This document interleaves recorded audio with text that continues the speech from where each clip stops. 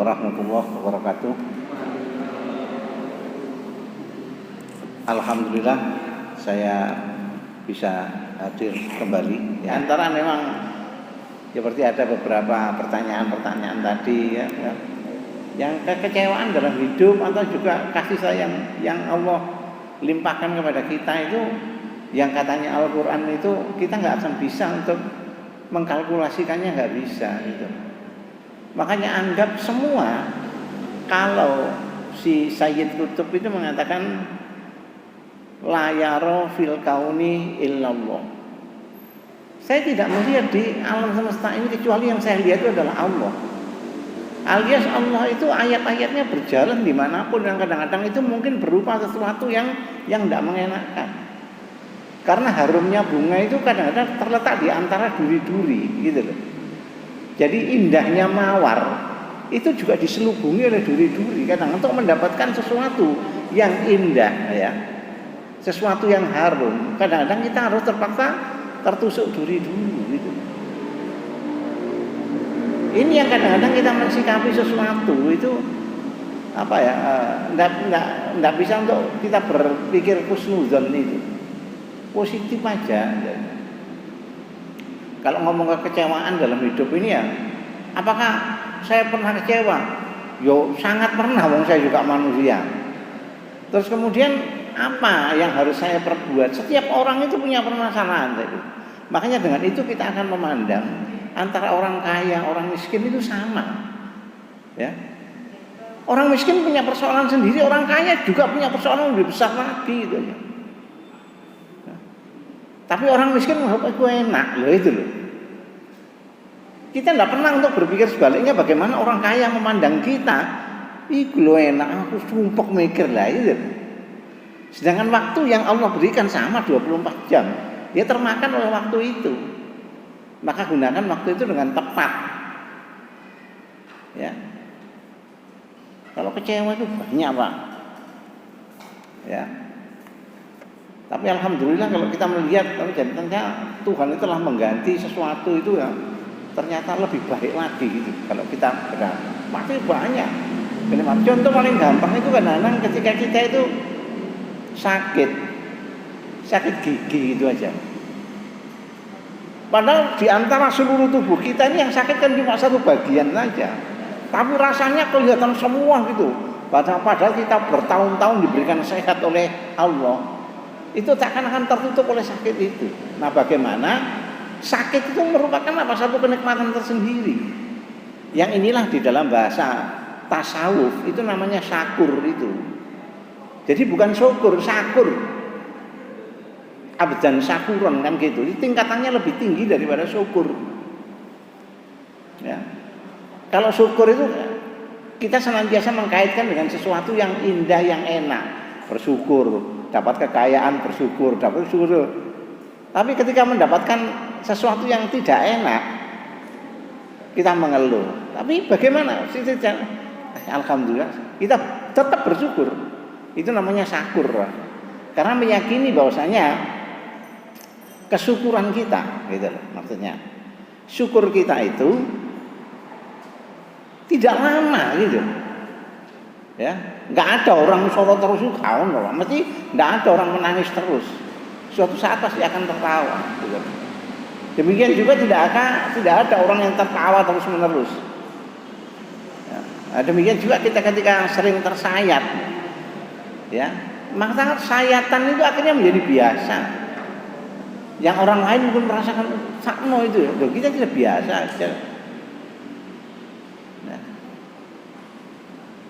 Nah, kalau saya flashback ya, saya dulu kan ya pernah mengalami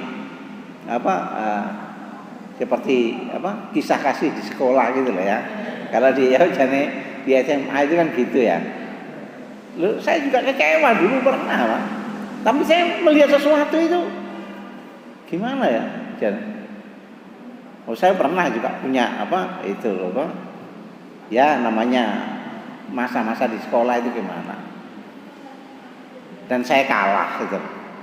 Apakah sakit? Ya sakit gitu. Tapi apakah kita larut dengan kesakitan itu? Enggak. Saya senantiasa juga berdoa, ya Allah berikan yang terbaik untuk saya. Kalau dia lepas dari saya, itu bukan yang terbaik untuk saya. Bukan yang terbaik, pilihanmu. Ya saya juga logis, saya berpikir. Saingan saya ya pertama gede, dukur, ganteng, punya Vespa, sugih. Oh, kalah kabeh aku kan. Tadi nyerah sudah.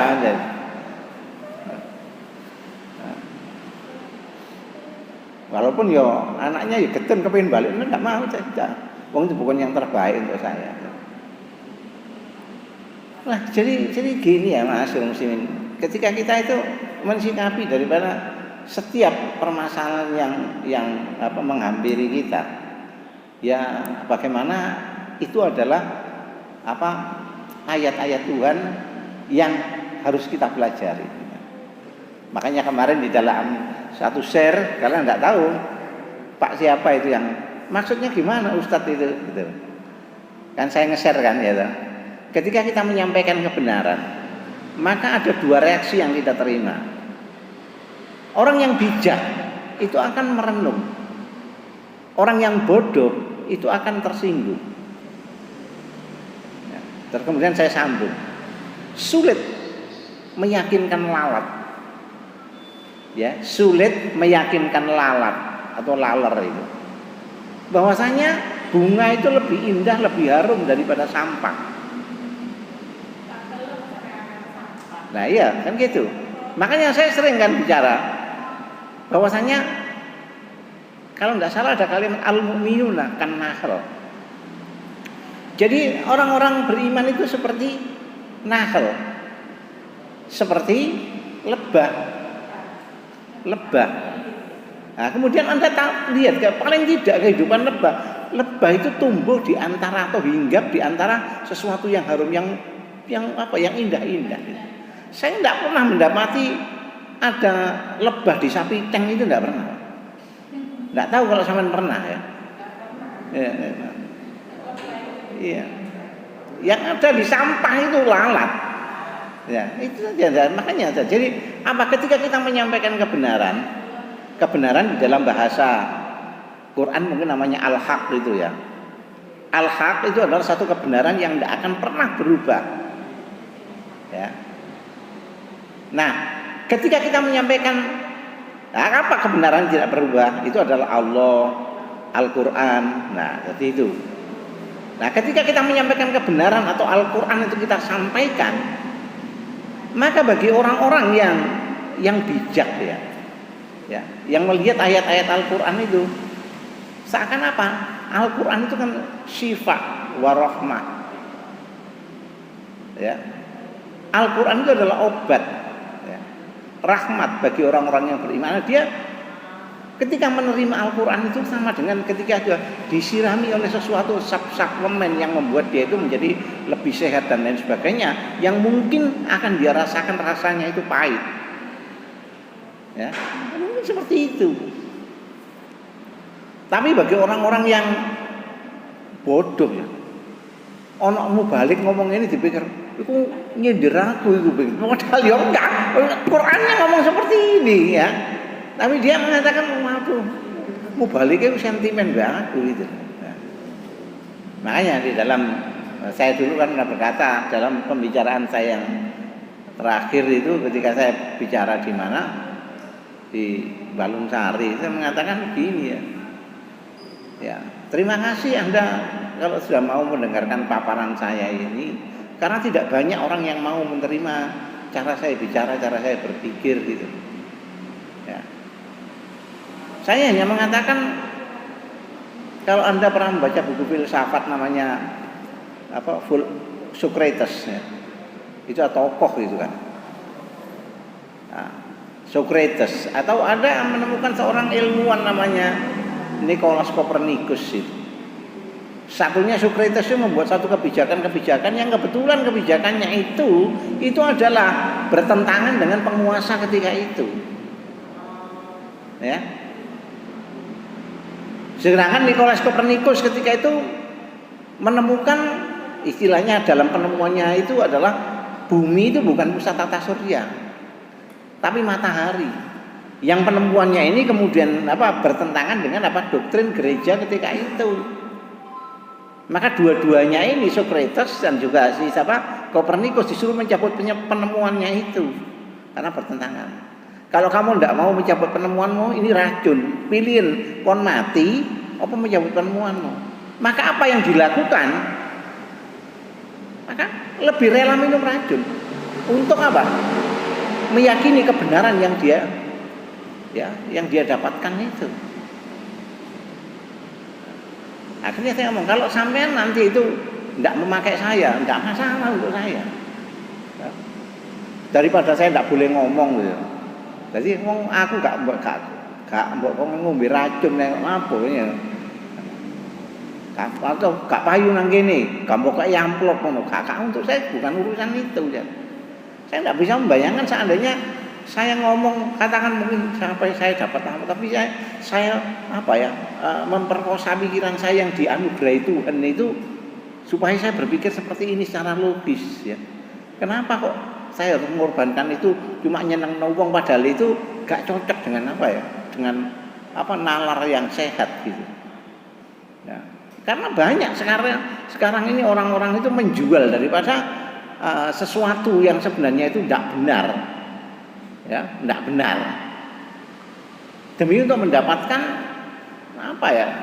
mendapatkan kalau di dalam bahasa Al-Qur'an itu namanya wayastaruna bihi tamanan qalila. Mereka itu menjual ayat-ayat Tuhan itu dengan harga yang murah gitu. Menjual kebenaran-kebenaran. Kalau dalam istilah politik itu namanya sekarang itu apa, Pak? Kalau saya ngomong sih sampean tahu. Jenenge saya itu buser. Nah, ya toh, buser gitu kayak gitu. Buser atau influencer itu loh. Paham ya? Ya, Pak. Jadi sekarang ini ada orang yang mengkritik pemerintah gitu ya. Kemudian ini ya apa? Aku supaya apa? Iki gak iso jawab iki sing anune iki. Aku nyewa wong-wong ae, kok jawaban iki gitu loh. Jawabnya itu jawab yang kadang-kadang memutarbalikkan fakta gitu. Yang sebenarnya tidak ada. Nah, seperti seumpama saya dilokno Pak Samsul gitu ya. Ini Pak Samsul bener ngilokno saya. Iya bener omongannya Pak Samsul iki. Wah. Aku nyewa ae mbok Pak Hudin. Tolong rahasiane Pak Samsul iki opo ae. Lah mesti ketemu Pak Samsul itu menungso ya dah. Gak mungkin dia bukan malaikat, mesti ada. Lah sisi jeleknya itu yang saya ungkap di luar. Yang padahal sebenarnya tidak ada hubungannya dengan apa yang diungkapkan atas jabatan saya ini gitu. Mau kehidupan Pak Samsul anaknya narkoba ternyata gak iso gedek anake. Kemudian macam-macam ya jane. Sampai kemudian ternyata Pak Samsul itu begini pokoknya mulai dari sampai ke wong tuane yang sebenarnya tidak ada hubungannya dengan itu gitu. Tapi masyarakat akhirnya ndelok untuk roy gak sing diomong ketika ngeritik saya kan gitu aja ya. Ya itu buser itu kayak gitu. Ya mana kadang-kadang kan melihat tingkah laku yang menjijikkan dalam kayak gini ini repotnya ke sana loh. Ya. Itu disewa atas sendiri. Makanya kadang-kadang kemudian kita lihat bagaimana dengan anak beraninya mereka itu seperti ya kasusnya Syekh Ali Jabir dan bukannya berhenti nanti akan berlanjut. Oh ternyata gini berhasil. Yang enggak berarti ngono gawe cara iki kayak iki. Sampai akhirnya mungkin ya kiai itu harus dikawal mulai dari penjemputan sampai pemulangan gitu. Ya inilah ya hasil muslimin pembicaraan dari saya sebagai tambahan di mana ada 3 pekan saya nggak ada. Kemudian Allah senantiasa memberikan kesehatan kepada kita untuk kita bisa bicara lebih jauh lagi ya. Ya perlunya ngaji itu kayak gini. Makanya saya kan sering memberikan kritikan. Saya nggak ngerti mubalik yang lain. Sing diomong itu sebenarnya berputar ke itu saja. berputar ke itu akhirnya apa ya, daya nalar itu kadang-kadang tidak dipicu, disentuh, dirangsang untuk gak cukup ini saja. Karena sebenarnya otak kita ini kan ada 20 miliar namanya neuron ya. Itu lebih daripada komputer. Core AI berapa lebih daripada itu gitu. Hanya kita kan belum menemukan satu metode yang tepat. Orang yang paling banyak disebut sebagai IQ-nya tertinggi kan Einstein itu. Itu aja masih memakai sekitar 6% saja dari jumlah neuron di sini, belum yang lain-lain gitu. Jadi luar biasa sebenarnya. Nggak tahu nanti manusia makin tambah pintar itu mungkin juga bisa menemukan. Ya itulah ma'asyiral muslimin ya. Mudah-mudahan apa yang saya sampaikan ini bisa bermanfaat untuk semuanya. Sekian aku qouli hadza wa astaghfirullah li wa lakum. Innahu huwal ghafurur rahim. Assalamualaikum warahmatullahi wabarakatuh.